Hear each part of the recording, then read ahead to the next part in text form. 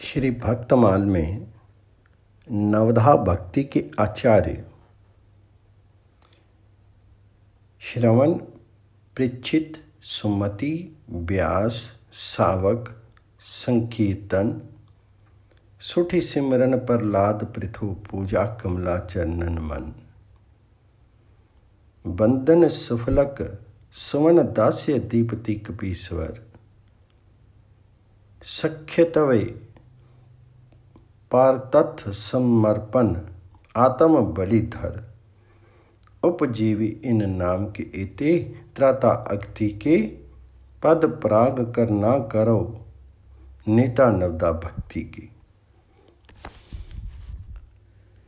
श्रवण आदि 9 प्रकार की भक्ति के जो मुख्य आचार्य हैं वे अपने चरण कमलों की रज देते हुए हम दयनीय दासों पर दया करें।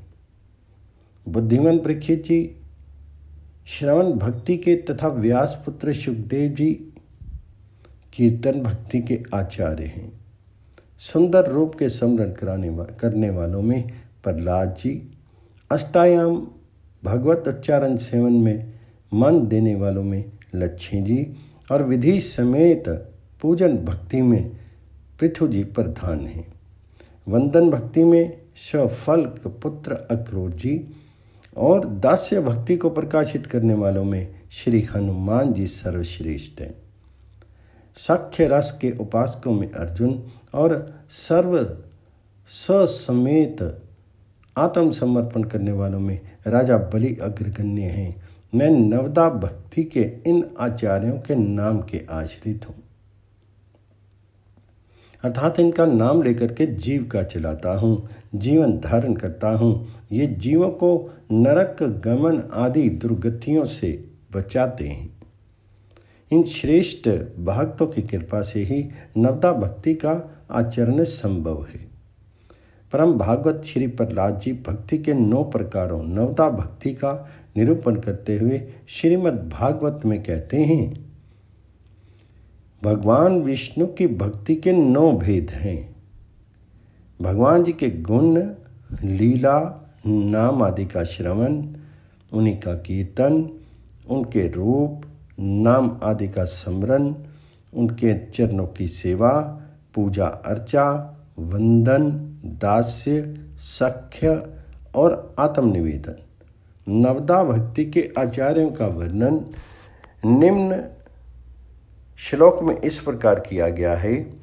भगवान विष्णु की श्रवण भक्ति में राज ऋषि परीक्षित, कीर्तन में व्यास जी की पुत्र श्री सुखदेव जी, भागवत स्मरण में प्रहलाद जी, भगवान जी के चरण कमलों की सेवा में श्री लक्ष्मी जी, पूजन में आदिराज पृथु, चरण कमलों के वंदन में अक्रूर जी, दास्य भक्ति में कपिराज हनुमान जी, सख्य भक्ति में नर रूप श्री अर्जुन जी और सर्वस्व निवेदन में श्री बलि जी हुए हैं। इन सभी को भगवत प्राप्ति हुई है। नवदा भक्ति के इन आचार्यों का संक्षिप्त वर्णन इस प्रकार है। श्री परीक्षित जी भक्तमाल के टीकाकार श्री प्रियादास जी महाराज श्री परीक्षित जी की श्रवण भक्ति की प्रशंसा करते हुए कहते हैं, श्रवण रसिक कहूँ सुने न परीक्षित से, पानहु करत लागी कोटि गुनि प्यास है, मुनि मन माझ क्यों है आवत न ध्यावत हूँ, वहीं गर्भ मध्य देखी आयो रूप रास है। कहीं सुखदेव जो सो देव मेरी लीजिए जानी, प्राण लागे कथा नहीं तक्षक को त्रास है, कीजिए परीक्षा उर आनी मति बसानी, आहो वाणी बिरमानी जहाँ जीवन निराश है। जो भगवान जी का गुण अनुवाद सुनकर के अपूर्व सुख का अनुभव करते हैं, ऐसे श्रवण रसिक भक्त अनेकों हैं, पर परीक्षित के समान श्रवण रसिक भक्त सुनने में नहीं आए। वे जैसे जैसे कथा रूपी अमृत का करण पुटों से पान करते थे, वैसे उनकी प्यास अर्थात कथा श्रवण की अभिलाषा करोड़ों गुना बढ़ती जाती थी। समाधि लगाकर निरंतर ध्यान करने पर मुनियों के हृदय में जब भगवान नहीं आते हैं, उन्हीं रूप के समूह भगवान श्री कृष्ण चंद्र का दर्शन परीक्षित जी ने अपनी माता के घर में ही किया था। श्रीमद् भागवत का कथा श्रवण करते हुए उन्होंने श्री शुकदेव जी से कहा कि आप हमारे स्वभाव को जान लीजिए। मेरे प्राण कथा में लीन हो रहे हैं। मुझे सांप के डसने का भय बिल्कुल नहीं है। आप चाहें तो परीक्षा लेकर देख लीजिए। श्री शुकदेव जी ने मन में मान लिया कि राजा की बुद्धि कथा में लीन हो गई है। राजा की श्रवण निष्ठा अनुपम है। 7वें दिन कथा कहकर जैसे ही शुकदेव जी की वाणी ने विश्राम लिया, वैसे ही राजा ने शीत त्याग दिया। श्री परीक्षित से संबंधित विवरण 56 या 10 में भी आया हुआ है। अगला प्रसंग है श्री शुकदेव जी, नवदा भक्ति के आचार्य श्री शुकदेव जी। श्री शुकदेव जी कीर्तन भक्ति के आचार्य हैं। श्री प्रियादास जी महाराज उनके संबंध में इस प्रकार से कविता में कहते हैं, गर्भते निकसी चले बनही में कियो बास, व्यास से पिता को नहीं उत्तर हो दियो है। दशम श्लोक सुनी गुनी मति हरि गई, लई नई रीति पड़ी भागवत लियो है। रूप गुण भरी सहयो जात कैसे करी आए, सभा नृप ढरी भीज्यो प्रेम रस हियो है।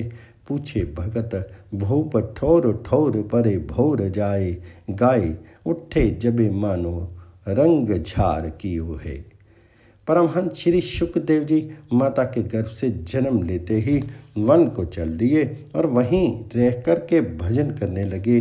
वात्सल्य प्रेमवश पुत्र पुत्र पुकारने पर भी वेद व्यास श्री के पिता को जिन्होंने उत्तर भी नहीं दिया, वे ही शुकदेव व्यास शिष्यों द्वारा श्रीमद् भागवत के 10वें स्कंद के श्लोकों को सुनकर के मोहित हो गए। श्लोकों के अर्थ का मनन करके उनकी बुद्धि भगवान जी के गुण अनुवादों में रम गई। विचित्र बात तो ये हुई कि पुकारने पर उत्तर न दे करके जिनकी उपेक्षा की थी उन्हीं के समीप आकर के उनकी शिष्यता स्वीकार की और श्रीमद् भागवत को पढ़ा। श्री कृष्ण के अद्भुत रूप और गुणों से शुकदेव जी का हृदय भर गया। प्रति क्षण बढ़ने वाले भावों का भार कैसे सहा जाए। फिर आप गंगा तट पर आत्म उद्धार के निमित्त राजा परीक्षित द्वारा आयोजित ऋषियों की सभा में पधारे। कृपावश उनका हृदय राजा का उद्धार करने के लिए पसीज गया। भक्त भूप राजा परीक्षित ने 7 दिनों में ही अपने उद्धार का उपाय पूछा, जिसे सुनकर के ऋषि लोग जहाँ तहाँ विचारने लगे, पर वे दुविधा के चक्कर में पड़ गए, कुछ भी निर्णय नहीं कर सके। तब शुकदेव जी भाव विभोर होकर के भगवत गुण अनुवाद गा उठे। उस समय ऐसा लगा मानो वे भक्ति रस के आनंद की निरंतर वर्षा कर रहे हैं। श्री शुकदेव जी से संबंधित विशेष विवरण 56 या 7 पर भी आया हुआ है। अगले प्रसंग में नवदा भक्ति के आचार्य बताए हैं श्री प्रहलाद जी। जब भगवान वरा ने पृथ्वी को रसातल से लाते समय हिरण्याक्ष को मार दिया, तब उसका बड़ा भाई दैत्यराज हिरण्याकश्यप बहुत ही क्रोधित हुआ। उसने निश्चय किया कि मैं अपने भाई का बदला लेकर रहूँगा। अपने को अजय एवं अमर बनाने के लिए हिमालय पर जाकर के वह तप करने लगा। उसने सहस्त्रों वर्षों तक उग्र तप करके ब्रह्मा जी को संतुष्ट किया। ब्रह्मा जी ने उसे वरदान दिया कि तुम किसी अस्त्र शस्त्र से ब्रह्मा जी द्वारा निर्मित किसी प्राणी से रात में, दिन में, जमीन पर, आकाश में कहीं मारे नहीं जाओगे।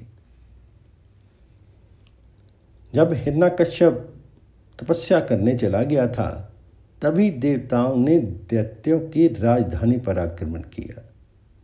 कोई नायक न होने से दैत्य हार करके दिशाओं में भाग गए। देवताओं ने दैत्यों की राजधानी को लूट लिया। देवराज इंद्र ने हिरण्यकश्यप की पत्नी क्याधु को बंदी कर लिया और स्वर्ग को ले चले। रास्ते में देव ऋषि नारद मिल गए। उन्होंने इंद्र को रोका कि तुम दैत्यराज की पतिव्रता पत्नी को मत ले जाओ। इंद्र ने बताया कि क्याधु गर्भवती है, उसकी जब संतान हो जाएगी तब उसके पुत्र का वध करके उसे छोड़ दिया जाएगा। देव ऋषि ने कहा, इनके गर्भ में भगवान जी का परम भक्त है, उससे देवताओं को भय नहीं है, उस भागवत को मारा नहीं जा सकता। इंद्र ने देव ऋषि की बात मान ली। वे क्याधु के गर्भ में भगवान जी का भक्त है ये सुन करके उनकी परिक्रमा करके अपने लोक को चले गए। जब क्याधु देवराज के बंधन से छोड़ दी गई तब वह देवऋषि के आश्रम में आकर के रहने लगी। उसके पति जब तक तपस्या से नहीं लौटे उसके लिए दूसरा निरापद आश्रय नहीं था। देवऋषि भी उसे पुत्र की भांति मानते थे और बराबर गर्भस्थ बालक को लक्ष्य करके उसे भगवत भक्ति का उपदेश किया करते थे। गर्भस्थ बालक प्रहलाद ने उन उपदेशों को ग्रहण कर लिया। भगवान जी की कृपा से वह उपदेश उन्हें फिर भूला नहीं। जब वरदान पाकर के हिरण्यकश्यप लौटा तब उसने सभी देवताओं को जीत लिया। सभी लोकपालों को जीत करके वह उनके पद का स्वयं उपभोग करने लगा। उसे भगवान से घोर शत्रुता थी, अतः ऋषियों को वह कष्ट देने लगा। यज्ञ उसने बंद करा दिए। धर्म का वह घोर विरोधी हो गया। उसके गुरु शुक्राचार्य उस समय तप करने चले गए थे। अपने पुत्र प्रहलाद को उसने अपने गुरु पुत्र षंड तथा अमर के पास शिक्षा पाने के लिए भेज दिया। प्रहलाद उस समय 5 ही वर्ष के थे। एक बार प्रहलाद घर आए। माता ने उन्हें वस्त्र आभरणों से सजाया। पिता के पास जाकर के उन्होंने प्रणाम किया। हिरण्यकश्यप ने प्रहलाद को गोद में बिठा लिया। स्नेहपूर्वक उसने उनसे पूछा, बेटा तुमने जो कुछ पढ़ा है उसमें से कोई अच्छी बात मुझे भी सुनाओ तो। तब प्रहलाद जी ने कहा, पिताजी संसार के सभी प्राणी असत्य संसार में आसक्त होकर के सदा उद्विग्न रहते हैं। मैं तो सबके लिए यही अच्छा मानता हूँ कि अपना पतन कराने वाले जलहीन अंधकूप के समान घरों को छोड़ करके मनुष्य वन में जाकर के श्री हरि का आश्रय ले। हिरण्यकश्यप जोर से हंस पड़ा। उसे लगा कि किसी शत्रु ने मेरे बच्चे को बहका दिया है। उसने गुरुपुत्रों को सावधान किया कि वह प्रहलाद को सुधारें। उसे दैत्य कुल के उपयुक्त अर्थ धर्म काम का उपदेश दें। गुरुपुत्र प्रहलाद को अपने यहाँ ले आए। उन्होंने प्रहलाद से पूछा कि तुमको यह उल्टा ज्ञान किसने दिया है। प्रहलाद ने कहा, गुरुदेव ये मैं हूँ और ये दूसरा है, ये तो अज्ञान है। भगवान की इस माया से ही जीव मोहित हो रहे हैं। वे दया में जिस पर दया करते हैं उसी का चित्त उनमें लगता है। मेरा चित्त तो उनकी अनंत कृपा से ही उन परम पुरुष की ओर सहज खिंच गया है। गुरुपुत्रों ने बहुत डांटा धमकाया और वे प्रहलाद को अर्थशास्त्र, दंड नीति, राजनीति आदि की शिक्षा देने लगे। गुरु द्वारा पढ़ाई विद्या को प्रहलाद ध्यान पूर्वक सीखते थे। वे गुरु का कभी अपमान नहीं करते थे और न उन्होंने विद्या का ही तिरस्कार किया, पर उस विद्या के प्रति उनके मन में कभी आस्था नहीं हुई। गुरुपुत्रों ने जब उन्हें भली भांति सुशिक्षित समझ लिया तब दैत्यराज के पास ले गए। हिरण्यकश्यप ने अपने विनय पुत्र को गोद में बिठाकर पूछा, बताओ बेटा तुम अपनी समझ से उत्तम ज्ञान क्या मानते हो। तो प्रहलाद जी ने कहा, भगवान जी के गुण एवं चरित्रों का श्रवण, उनकी लीलाओं तथा नामों का कीर्तन, उन मंगलमय का स्मरण, उनके श्री चरणों की सेवा, उन परम प्रभु की पूजा, उनकी वंदना, उनके प्रति दास्य भाव, उनसे सख्य, उन्हें आत्मनिवेदन, ये नवदा भक्ति इस नवदा भक्ति के आश्रय से भगवान में चित्त लगाना ही समस्त अध्ययन का सर्वोत्तम फल मैं मानता हूं। हिरण्यकश्यप तो क्रोध से लाल पीला हो गया। उसने क्रोध से प्रहलाद को धक्का देकर भूमि पर पटक दिया। गुरुपुत्रों को उसने डांटा कि तुम लोगों ने मेरे पुत्र को उल्टी शिक्षा देकर के शत्रु का व्यवहार किया है। गुरुपुत्रों ने बताया कि इसमें हमारा कोई दोष नहीं है। प्रहलाद जी पिता द्वारा तिरस्कृत होकर भी शांत खड़े थे, उन्हें कोई क्षोभ नहीं था। उन्होंने कहा, पिताजी आप रुष्ट मत हो, गुरुपुत्रों का कोई दोष नहीं है।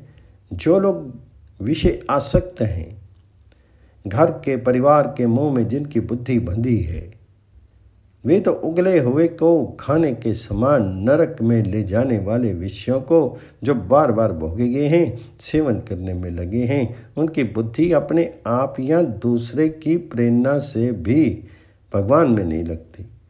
जैसे एक अंधा दूसरे अंधे को मार्ग नहीं बता सकता, वैसे ही जो संसारिक सुखों को ही परम पुरुषार्थ माने गए हुए हैं, वे भगवान जी के स्वरूप को नहीं जानते। वे भला किसी को क्या मार्ग दिखा सकते हैं। संपूर्ण क्लेशों सभी अनर्थों का नाश तो तभी होता है जब बुद्धि भगवान जी के चरणों में लगे। परंतु जब तक महापुरुषों की चरण रज मस्तक पर धारण न की जाए, तब तक बुद्धि निर्मल होकर के भगवान में लगती नहीं है। नन्हा सा बालक त्रिभुवन विजयी दैत्यराज के सामने निर्भय होकर के इस प्रकार उनके शत्रु का पक्ष लेकर के यह असहाय हो गया। दैत्यराज को चिल्लाकर हिरण्यकश्यप ने अपने क्रूर सभासद दैत्यों को आज्ञा दी, जाओ तुरंत इस दुष्ट को मार डालो। असुर भाले त्रिशूल तलवार आदि लेकर के एक साथ मारो, काट डालो। चिल्लाते हुए 5 वर्ष के बालक पर टूट पड़े, पर प्रहलाद निर्भय खड़े रहे। उन्हें तो सर्वत्र अपने दया में प्रभु ही दिखाई पड़ते थे। डरने का कोई कारण नहीं जान पड़ा उन्हें। असुरों ने पूरे बल से अपने अस्त्र शस्त्र बार बार चलाए, किंतु प्रहलाद को कोई क्लेश नहीं हुआ। उनको तनिक भी चोट नहीं लगी। उनके शीर्ष से छूते ही वे हथियार टुकड़े टुकड़े हो जाते थे। अब हिरण्यकश्यप को आश्चर्य हुआ। उसने प्रहलाद को मारने का निश्चय कर लिया। अनेक उपाय करने लगा। वह मतवाले हाथी के सामने हाथ पैर बांध करके प्रहलाद डाल दिए गए, पर हाथी ने उन्हें सूंड से उठा करके मस्तक पर बिठा लिया। कोठरी में उन्हें बंद किया गया और वहां भयंकर सर्प छोड़े गए, पर वे सर्प प्रहलाद के पास पहुंच करके केंचुओं के समान सीधे हो गए। जंगली सिंह जब वहां छोड़ा गया, तब वह पालतू कुत्ते के समान पूंछ हिला करके प्रहलाद जी के पास ही जा बैठा। प्रहलाद को भोजन में उग्र विष दिया गया, किंतु उससे उनके ऊपर कोई प्रभाव नहीं हुआ। विष जैसे उनके उदर में जाकर के अमृत हो गया हो। अनेक दिनों तक भोजन तो क्या, जल की एक बूंद तक प्रहलाद को नहीं दी गई, पर वे शिथिल होने के बदले ज्यों के त्यों बने रहे। उनका तेज बढ़ता ही जाता था। उन्हें ऊंचे पर्वत पर से गिराया गया और पत्थर बांध करके समुद्र में फेंका गया। दोनों बार वे सकुशल भगवान नाम का कीर्तन करते नगर में लौट आए। बड़ा भारी लकड़ियों का पर्वत एकत्र किया गया। हिरण्यकश्यप की बहन होलिका ने तप करके एक वस्त्र पाया था। वह वस्त्र अग्नि में जलता नहीं था। होलिका वह वस्त्र ओढ़ करके प्रहलाद को गोद में लेकर के उस लकड़ियों के ढेर पर बैठ गई। उस ढेर में अग्नि लगा दी गई। होलिका तो भस्म हो गई, पर नहीं, जैसे कैसे उसका वस्त्र उड़ गया उसकी देह से। फिर प्रहलाद तो अग्नि में बैठे हुए पिता को समझा रहे थे, पिताजी आप भगवान से द्वेष करना छोड़ दीजिए। राम नाम का ये प्रभाव तो देखें कि ये अग्नि मुझे अत्यंत शीतल लग रही है। आप भी राम नाम लें और संसार के समस्त तापों से इस प्रकार निर्भय हो जाएं। दैत्यराज हिरण्यकश्यप के अनेक दैत्यों ने माया के प्रयोग किए, किंतु माया तो प्रहलाद के सम्मुख टिकती ही नहीं। उनके नेत्र उठाते ही माया के दृश्य अपने आप नष्ट हो जाते हैं। गुरुपुत्र षंड तथा अमर्क ने अभिचार के द्वारा प्रहलाद को मारने के लिए कृत्या उत्पन्न की, परंतु उस कृत्या ने गुरुपुत्रों को ही उल्टे मार दिया।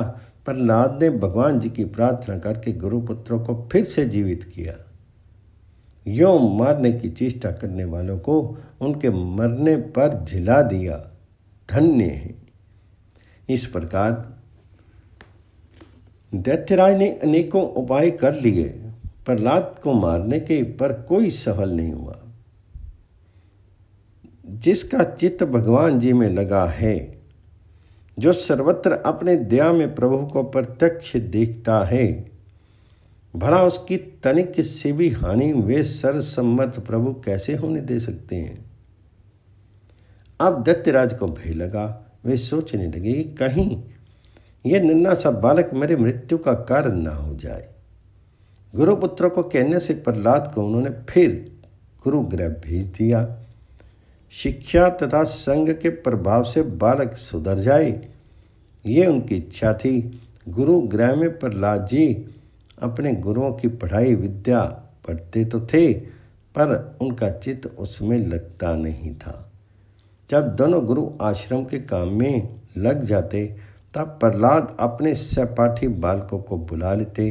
एक तो ये राजकुमार थे, दूसरे अत्यंत नम्र तथा सबसे स्नेह करने वाले थे। अतः सब बालक खेलना छोड़ करके इनके बुलाने पर इनके समीप ही एकत्र हो जाते थे। प्रहलाद जी बड़े प्रेम से उन बालकों को समझाते थे, भाइयों, ये जन्म व्यर्थ नष्ट करने योग्य नहीं है। यदि इस जीवन में भगवान जी को ना पाया गया तो बहुत बड़ी हानि होगी। घर द्वार, स्त्री, पुत्र, राज्य, धन आदि तो दुख ही देने वाले हैं। इनमें मोह करके तो नरक जाना पड़ता है। मन को इंद्रियों के विषयों से हटा लेने में ही सुख और शांति है। भगवान को पाने का साधन सबसे अच्छे रूप में इस कुमार अवस्था में ही हो सकता है। बड़े होने पर तो स्त्री, पुत्र, धन आदि का मोह मन को बांध लेता है, और भला वृद्धावस्था में कोई कर ही क्या सकता है। भगवान को पाने में कोई बड़ा परिश्रम भी नहीं। वे तो हम सब के हृदय में ही रहते हैं। सब प्राणियों में वे ही भगवान हैं। अतः किसी प्राणी को कष्ट नहीं देना चाहिए। मन को सदा भगवान में ही लगाए रहना चाहिए। सीधे साधे सरल चित्त दैत्य बालकों पर प्रहलाद जी के उपदेश का प्रभाव पड़ता था। बार बार सुनते सुनते वे उस उपदेश पर चलने का प्रयत्न करने लगे। शुक्राचार्य के पुत्रों ने ये सब देखा। उन्हें बहुत भय हुआ। उनने प्रहलाद को दैत्यराज के पास ले जाकर सब बातें बताई। अब हिरण्यकश्यप ने अपने हाथ से प्रहलाद को मारने का निश्चय किया। उसने गरज कर पूछा, अरे मूर्ख, तो किसके बल पर मेरा बराबर तिरस्कार करता है? मैं तेरा वध करूंगा। कहाँ है तेरा वह सहायक? वह अब तुझे आकर बचाए तो देखूं। प्रहलाद जी ने नम्रता से उत्तर दिया, पिताजी आप क्रोध मत करें। सबका बल उस एक निखिल शक्ति सिंधु के सहारे ही है। मैं आपका तिरस्कार नहीं करता। संसार में जीव का कोई शत्रु है तो उसका अनियंत्रित मन ही है। उत्पत्तिकामी मन को छोड़ करके दूसरा कोई किसी का शत्रु नहीं है। भगवान तो सब कहीं हैं। वे मुझ में हैं, आप में हैं, आपके हाथ के इस खड्ग में हैं, इस खंबे में हैं, सर्वत्र हैं। वे इस खंबे में भी हैं। हिरण्यकश्यप ने प्रहलाद की बात पूरी होने नहीं दी। उन्होंने सिंहासन से उठ करके पूरे जोर से एक घूसा खंबे पर मारा। घूसे के शब्द के साथ ही एक महाभयंकर दूसरा शब्द हुआ। जैसे सारा ब्रह्मांड फट गया हो। सब लोग भयभीत हो गए। हिरण्यकश्यप भी इधर उधर देखने लगा। उसने देखा कि वह खंभा बीच में फट गया है और उससे मनुष्य के शीर एवं सिंह के मुख की एक अद्भुत भयंकर आकृति प्रकट हो रही है। भगवान नरसिंह के प्रचंड तेज से दिशाएं जल सी जा रही थी। वे बार बार गर्जन कर रहे थे। दैत्य ने ढाल तलवार लेकर के बहुत उछल कूद की। बहुत पैंतरे बदलने लगे, किंतु अंत में नरसिंह भगवान जी ने उसे पकड़ लिया और राजसभा के द्वार पर ले जा करके अपने जानों पर रख करके नखों से उसका उदर फाड़ डाला। दैत्यराज हिरण्यकश्यप मारा गया, किंतु भगवान नरसिंह का क्रोध शांत नहीं हुआ। वे बार बार गर्जना कर रहे थे। ब्रह्मा जी, शंकर जी तथा दूसरे सभी देवताओं ने दूर से ही उनकी स्तुति की। पास आने का साहस तो भगवती लक्ष्मी भी नहीं कर सकी। वे भगवान जी का वह विकराल क्रुद्ध रूप देख करके डर गई। अंत में ब्रह्मा जी ने प्रहलाद को नरसिंह भगवान जी को शांत करने के लिए उनके पास भेजा। प्रहलाद निर्भय होकर के भगवान जी के पास जाकर के उनके चरणों पर गिर गए। भगवान जी ने स्नेह से उन्हें उठा करके अपनी गोद में बिठा लिया। वे बार बार अपनी जीभ से प्रहलाद को चाटते हुए कहने लगे, बेटा प्रहलाद, मुझे आने में बहुत देर होगी, तुझे बहुत कष्ट सहने पड़े, तो मुझे क्षमा कर दे। प्रहलाद जी का कंठ भर आया। आज त्रिभुवन के स्वामी उनके मस्तक पर अपना अभय कर रख करके उन्हें स्नेह से चाट रहे हैं। प्रहलाद जी धीरे से उठे। उन्होंने दोनों हाथ जोड़ करके भगवान जी की स्तुति की। बड़े ही भक्ति भाव से उन्होंने भगवान जी का गुणगान किया। अंत में भगवान ने उनसे वरदान मांगने को कहा। तो प्रहलाद जी ने कहा, प्रभु, आप वरदान देने की बात करके मेरी परीक्षा क्यों लेते हैं? जो सेवक स्वामी से अपनी सेवा का पुरस्कार चाहता है वह तो सेवक नहीं, व्यापारी है। आप तो मेरे उदार स्वामी हैं। आपको सेवा की अपेक्षा नहीं है और मुझे भी सेवा का कोई पुरस्कार नहीं चाहिए। मेरे नाथ, यदि आप मुझे शुद्ध वरदान ही देना चाहते हैं तो मैं आपसे यही मांगता हूँ कि मेरे हृदय में कभी कोई कामना ही नहीं उठे। फिर प्रहलाद जी ने भगवान जी से प्रार्थना की, मेरे पिता आपकी और आपके भक्त की मेरी निंदा करते थे, वे पाप से छूट जाएं। तो भगवान जी ने कहा, प्रहलाद, जिस कुल में मेरा भक्त होता है वह पूरा कुल पवित्र हो जाता है। तुम जिसके पुत्र हो वो तो परम पित्र हो चुका। तुम्हारे पिता तो 21 पीढ़ियों के साथ पित्र हो चुके। मेरा भक्त जिस स्थान पर उत्पन्न होता है वह स्थान धन्य है। वह पृथ्वी तीर्थ हो जाती है जहाँ मेरा भक्त अपने चरण रखता है। भगवान जी ने वचन दिया कि अब मैं प्रहलाद जी की संतानों का वध नहीं करूँगा। कल पर्यंत के लिए प्रहलाद जी अमर हुए। वे भक्तराज अपने महाभागवत पुत्र बलि के साथ आप भी सूतल में भगवान जी की आराधना में नित्य तन में रहते हैं। श्री प्रहलाद जी भगवान जी के स्वरूप समरण रूपी भक्ति के आचार्य हैं। श्री प्रियादास जी महाराज उनकी भक्ति पर प्रकाश डालते हुए लिखते हैं, सुमरन साचो कियो लियो देखी सब ही में, एक भगवान कैसे काटे तरवार हैं, काटिबो खडग जल बोरिबो शक्ति जाकी, ताही को निहारे चहु और सो अपार हैं, पूछे ते बतायो खम्ब ताही दिखायो रूप, प्रगट अनूप भक्त वाणी ही सो प्यार है, दुष्ट डार्यो मारी करे आते लई डारी, तब क्रोध को ना पार कहा कियो यो विचार है। भक्तवार प्रहलाद जी ने सच्चे हृदय से भगवान जी का सच्चा स्मरण किया। उन्होंने देख लिया कि एक ही भगवान चराचर में सर्वत्र विराजमान है। अब भला उन्हें तलवार कैसे काट सकती थी? जिसकी शक्ति से तलवार में काटने की और जल में डुबाने की शक्ति है, उसी भगवान को वह तलवार तथा जल में देखते थे। इसलिए उन्हें तलवार कैसे काटे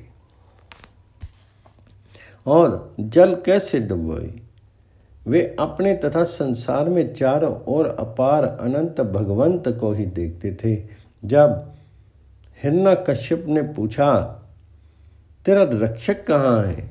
तब प्रहलाद जी ने कहा, वह सर्वज्ञ है। हिरण्यकश्यप ने कहा, तो इस खंबे में क्यों नहीं दिखता है?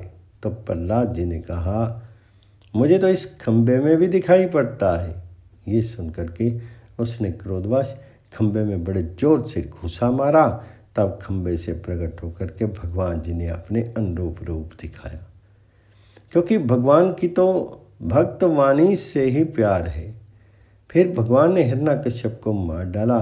उनके पेट से को फाड़ करके उनकी आंतें अपने गले में डाल ली। फिर भी उनका क्रोध शांत नहीं हुआ। पता नहीं अब और कौन सा कार्य करने का विचार है। डरे शिव अज आदि देखियो नहीं क्रोध ऐसो, आवत न ढींग को लक्ष्मी हूँ त्रास है। तब तो पठायो प्रहलाद अहलाद महा अहो, भक्ति भाव पज्ञो आयो प्रभु पास है। गोद में उठाई लियो, शीश पर हाथ दियो, हियो हुलसायो कहीं बानी बिनई रास है। आई जग दया लागी परयो, श्री नरसिंह जू को अरयो, यो छुटावो करियो माया ज्ञान नाश है।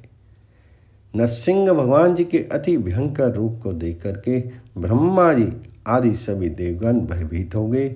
उन्होंने आज तक कैसा क्रोध नहीं देखा था। डर के मारे कोई भी समीप नहीं आता था। यहाँ तक कि लक्ष्मी जी की भी उनके पास आने में भय लगता था। तब ब्रह्मा जी ने उनका क्रोध शांत करने के लिए प्रहलाद जी को उनके समीप भेजा। नरसिंह जी के दर्शनों से प्रहलाद जी की अति प्रसन्नता हुई।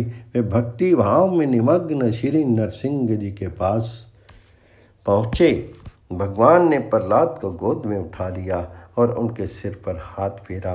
प्रभु के कर कमल का कोमल स्पर्श पाकर के उनका हृदय आनंदित हो गया। वे विनम्रता पूर्वक प्रभु की स्तुति करने लगे। फिर वर मांगो ऐसा नरसिंह भगवान के कहने पर प्रहलाद जी की संसारी जीवों पर दया आ गई। उन्होंने भगवान जी के श्री चरणों में लग करके ये वर मांगा कि आप माया से बंधे जीवों को छुड़ाइए।